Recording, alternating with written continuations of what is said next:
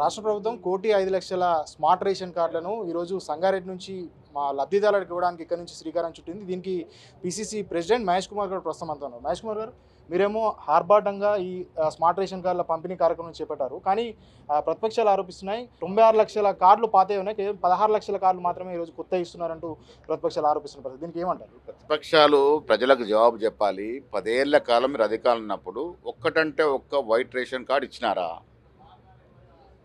అంటే అర్హత పొందినటువంటి వ్యక్తులు ఆనాడు మీకు కనబడలేదా? ఇవాళ మేము 1,06,00,000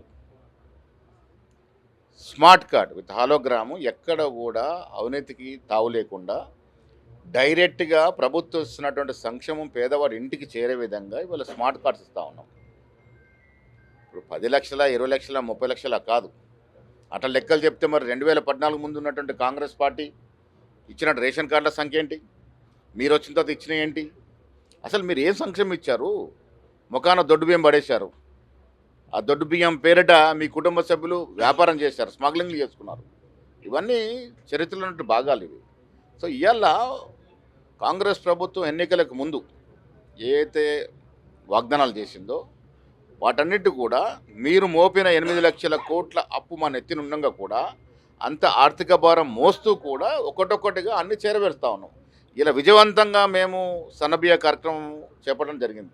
యావత్ దేశంలో ఏ రాష్ట్రంలో కూడా లేనటువంటి కార్యక్రమం కేవలం తెలంగాణ రాష్ట్రంలో సన్నబియ్యం ఇస్తూ ఉన్నాం. ధనవంతుడు తినే బియ్యం పేదవాడు తింటా ఉన్నాడు. బాత్రూమ్ అవకాశం తెలంగాణలో కాంగ్రెస్ ప్రభుత్వం మాత్రం ఇవ్వగలిగింది. రేవంత్ రెడ్డి నేతృత్వం ఇలా స్మార్ట్ కార్డ్స్ ఇస్తూ ఉన్నాం. పేదవాడికి అందాల్సిన సంక్షేమం అంతా ఉంది. పేదవాడికి జీవిత కళ ఒక ఇల్లు అనేది.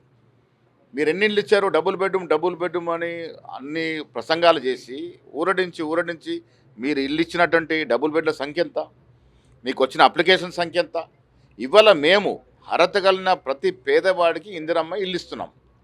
ఇవాళ ఒక నియోజకవర్గానికి 3,000 చొప్పున ఇండ్లు ఇవ్వడం కాకుండా ఇంకెక్కడైనా అర్హత కలిగినటువంటి పేదవాడు మిగిలిపోతే వారికి కూడా ఇండ్లు ఇస్తూ ఉన్నాం. అంటే ఈ రాష్ట్రంలో అర్హత కలిగినటువంటి ఏ పేదవాడు కూడా ఇల్లు లేకుండా ఉండకూడదు.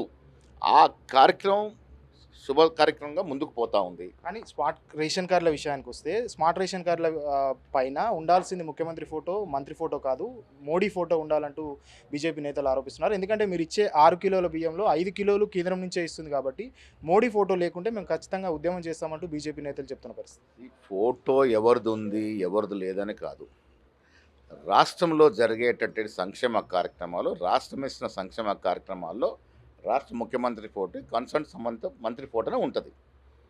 మీ సన్న బియ్యం మేము ఇస్తూ ఉన్నాం. ఇలా మీరు ఇంత గొప్పగా ఇస్తే మరి మిగతా రాష్ట్రాలు ఎందుకు ఇవ్వట్లేదు? ఇప్పుడు చాలా మెజారిటీ రాష్ట్రాలు బీజేపీ పాలిత రాష్ట్రాలు ఉన్నాయి. అక్కడ ఎందుకు మీరు సన్న బియ్యం ఇవ్వట్లే? ఇప్పుడు ప్రధానమంత్రిని ఏ రకంగా గౌరవించుకోవాలో మాకు తెలుసు.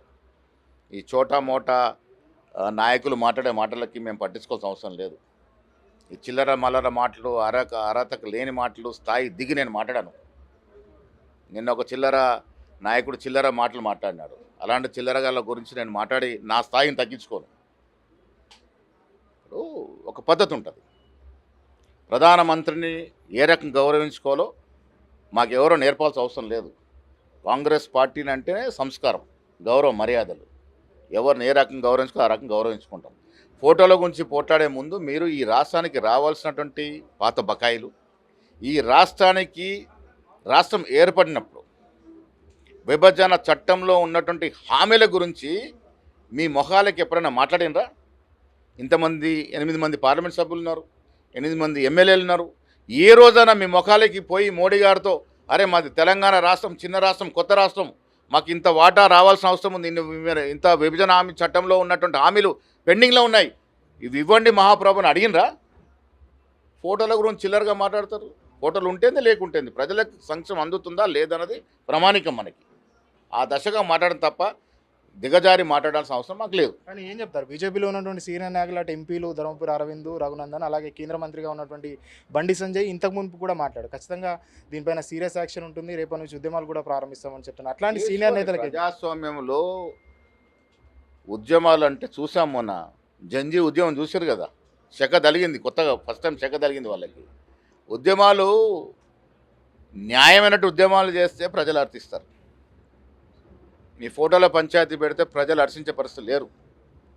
ఇలా రాష్ట్ర ప్రభుత్వం ఇచ్చిన మాట ప్రకారం సంక్షేమాన్ని ఇస్తుంది. ఏ ప్రభుత్వంలో ఏ ప్రభుత్వ కార్యక్రమంలో ప్రధానమంత్రి ఫోటో పెట్టుకోవాలో పెట్టొద్దో అవన్నీ కూడా రాష్ట్ర ప్రభుత్వం నిర్ణయిస్తుంది. మీ ఫోటోల కోసం పోట్లాడడం మాని నేను మళ్ళీ వాళ్ళకి చెప్తా ఉన్నాను, పోయి విభజన చట్టంలో ఉన్నటువంటి హామీల గురించి ఒక రోజున మాట్లాడండి. అప్పుడు తెలంగాణ ప్రజలు మిమ్మల్ని హర్షిస్తారు. సో మొత్తంగా ఇది ఫోటోల గురించి కాదు పంచాయతీ, ఎవరైనా ఉద్యమాలు చేసుకోవడానికి అవకాశం ఉంటుందంటూ కూడా చెప్తున్నారు. ఇక విభజన చట్టంలో ఏదైతే హామీలు ఇచ్చారో హామీల దిశగా బీజేపీ నేతలు ఆలోచించాలంటూ కూడా పీసీసీ ప్రెసిడెంట్ మహేష్ చెప్తున్న పరిస్థితి కనిపిస్తుంది. కెమెరా పర్సన్ మురార్తో శివతేజ, టీవీ9 సంగారెడ్డి.